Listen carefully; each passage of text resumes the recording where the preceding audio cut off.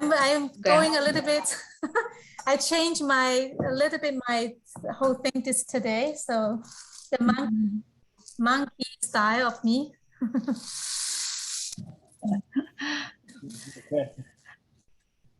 That's pretty good. Yeah, Mike, you have some feedback? I do actually. I was taking some feedback notes because you had a very creative sort of flow going, right? A very creative intent for the presentation. There's a couple of things around just executing. So for instance, with music and with sounds, like the music when you were playing it at the end, beautiful. And I got the intent of what you wanted to create. It's just that it came through, your voice would kind of wave in and out of being heard. Ah, okay. So I know Zoom has always had a problem with that, and I haven't really researched how to fix it. I think there's a way, yeah. There's a way, I know. There's got to be a way, right? Because like I think people use like a mixer or some sort of app that mixes the sound, and then I don't know how, right? And then one other thing to note is when you were just doing the meditation, I joined in just in time for the meditation. You brought up that long cylinder and you're kind of like moving it. I couldn't hear the sounds very well, so it wasn't coming through the way you were probably hearing it on your end. And with the mic, are you using the mic on your computer? Or are you using a separate mic? I use a mic. There's a mic here. Okay. For some reason, the S's came out to like the red line. It was just like, so you could hear like I forgot the name of it. Static sound? The portion at the end when you were, like the S was like a sharp S at the maximum range. I thought it was my internet. Like the static sound, and then there was some part was like fading away. Yeah, like the mic was probably accentuating the S and dropping back every time. Oh, okay. Actually, well, for me, I found the meditation part is a bit lengthy. Can be more shorter. Last one? Yeah, the last one. Because I had to make it to 8:30, and then I tried to make it lengthy, and then because people doesn't want to write the vision statement, so then I had to make up the time. Okay, I see. Yeah. It's a last minute change. I didn't plan to do this long. Okay, I see. There was with the content that you wanted to provide, I constantly had a feeling of, I know what you're doing and I know what you're asking us, but I felt like the group, and even me, like if I was just letting myself be a fresh new person, I would have wanted to have more of an explanation. Instruction. Walk me through in more step by step. What am I learning? What are the instructions? What can I keep an eye out for? Because you gave us great information, but I didn't know what to catch. And jumping to this last part with the vision statement, I had no idea you were going to make us write a vision statement today based on what you presented, right? And so I wasn't ready for that kind of work. Okay. Because that requires mental work from me. I need to be ready for it. Otherwise, I'm like, I wasn't ready for that. No, I'm not doing this. I'm just going to be lazy, and you can get longer meditation. More or less, right? I'm saying it with a joke, but at the same time, it's just kind of how it was, the experience of it. And if you want me to write, then I would love to have the form ahead of time. I want to see it. I want to have it with me. I want to be able to make notes as you're explaining. So I know that as you're explaining these things, I'm going to make notes and think about stuff. So when you ask me, I know I'm ready for it. I'm not just kind of like listening and all of a sudden, shit, I have to do work. What was that? Right? So, I hope I hope this is coming across the right way. This is kind of how I give. It's good. Yeah, I'm aware of that because some of the changes I made is quite organic today. Because I noticed that in the past 2 weeks of workshop, I think there's a lot of information, not enough breakout rooms. But then I think I created too much breakout room today. Yeah. Not with the not very clear instruction. Yeah. Yeah. Yeah. Mike is right on. It's okay that they're getting taught things, as long as they know what to pay attention to. Like, you know, if they can walk away with a great tool every every week, great. Yeah, it was just, you know, there was a few other points that I made. If you're okay, like, just hearing them right now. Yeah. So,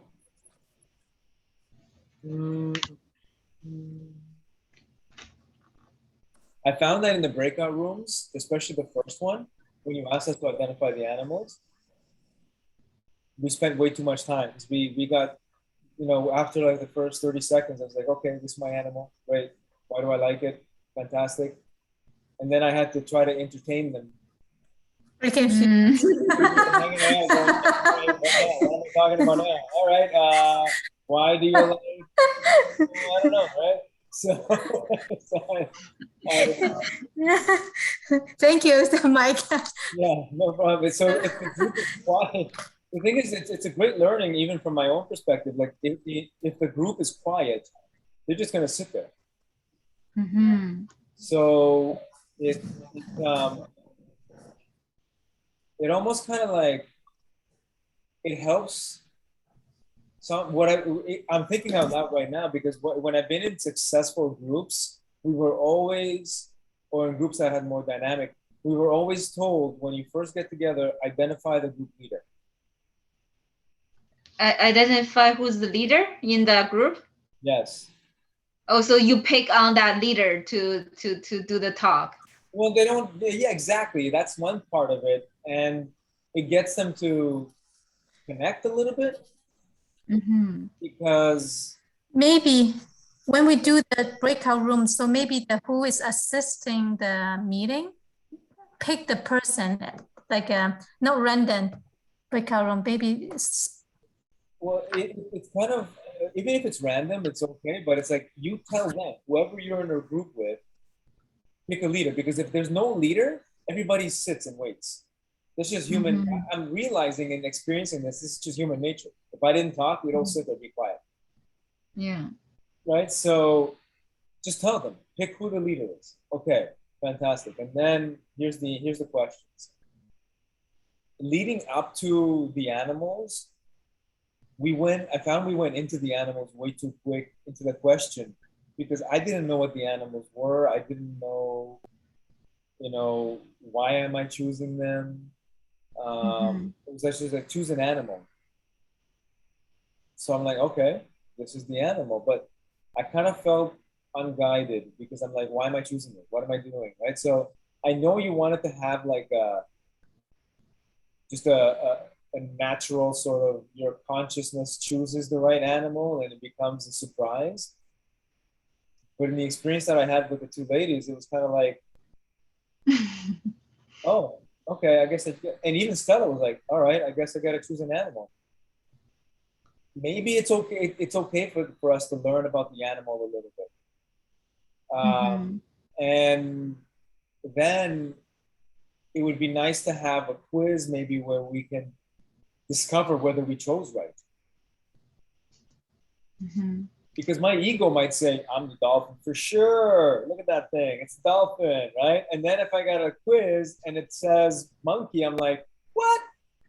Right? And so it helps take the ego out, and it helps me discover something about myself that I otherwise wouldn't have thought of.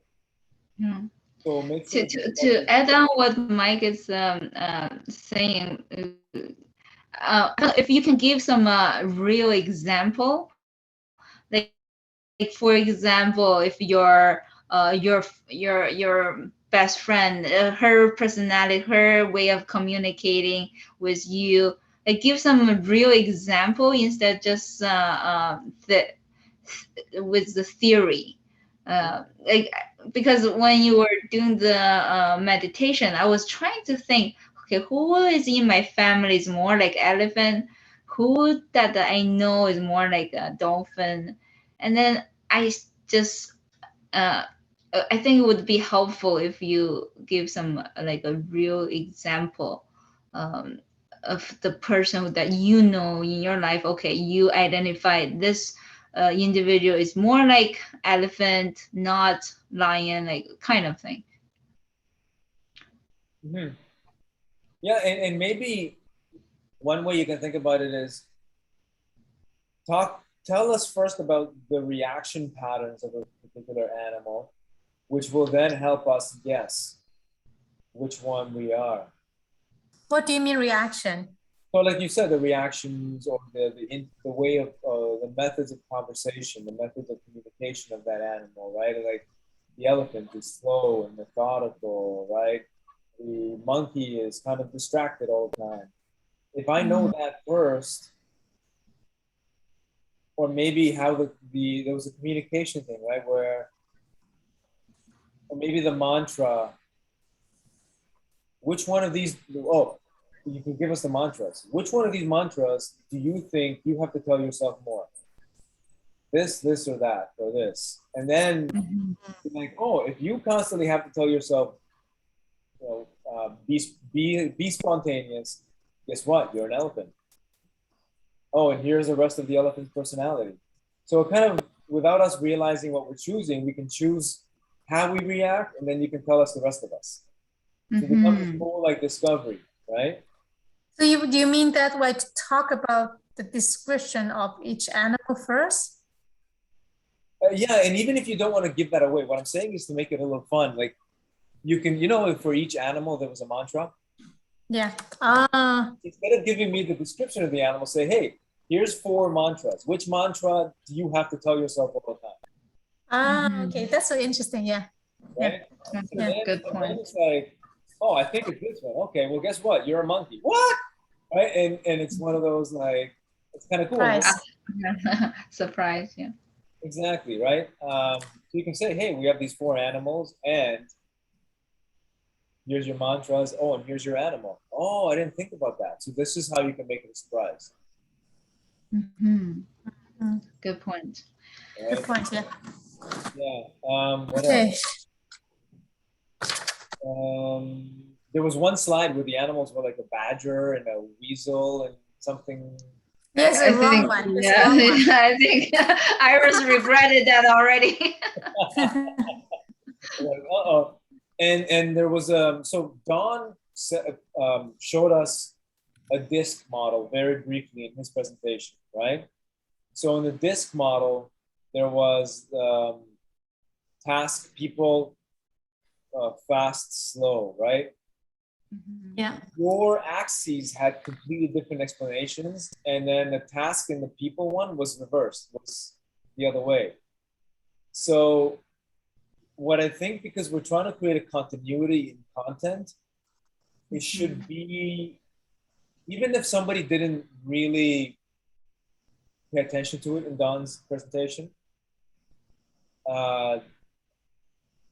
then there should still be a continuation. So like, okay, if Don had,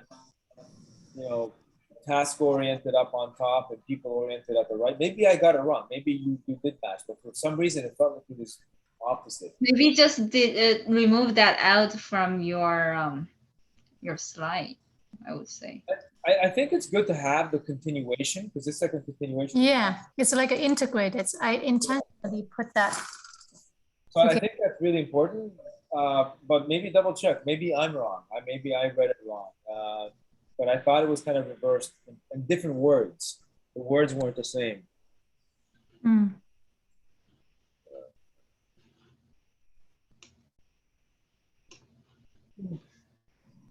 I would say because Don spent like a good amount of time on disk already. I don't think need to be having another one in your module, because like but task oriented or people oriented, some people can be both. Like when the task need to be oriented, then they go for the task. And Yeah, no, that's okay. The people can be. That's why the disc model. There's much more to learn than just what we've learned. There's, you're one primary, then you got a bunch of secondary ones, right? Like, but it's cool to see kind of like primary.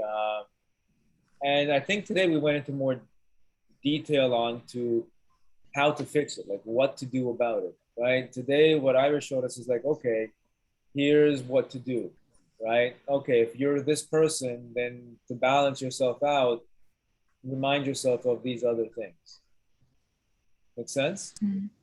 Okay, in terms of antidote. Yes, in terms of balancing, absolutely.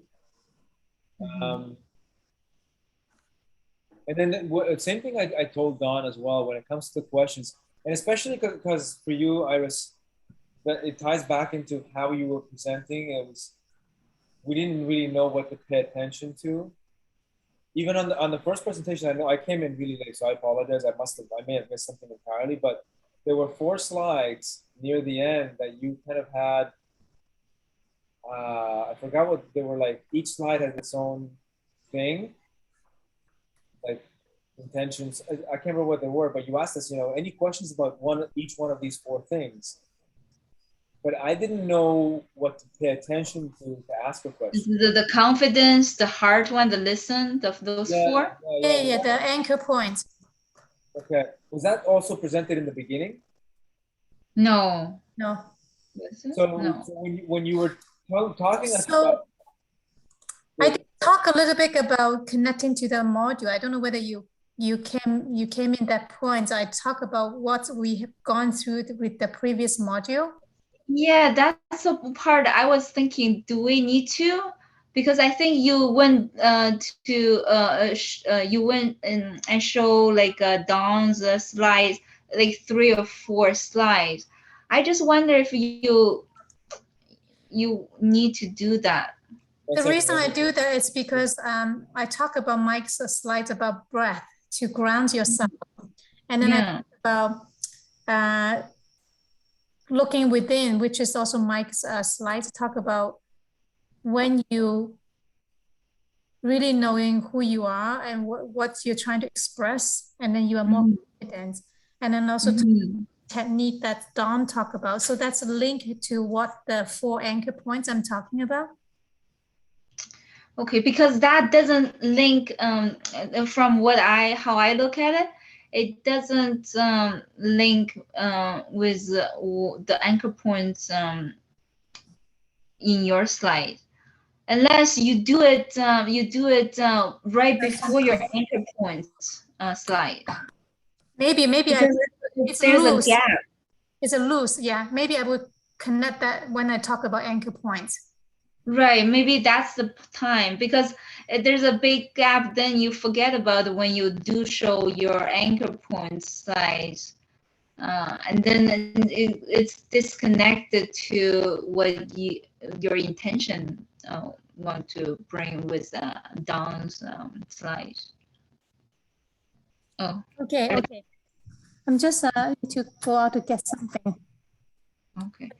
Okay. I think it's good tonight. If anything, we can schedule another time. Yeah. I agree. Okay. Good night, everyone. Yeah. Good night. Thank you. Bye. Okay. Bye. So maybe for Dawn, I can ask him for feedback. Right. Okay.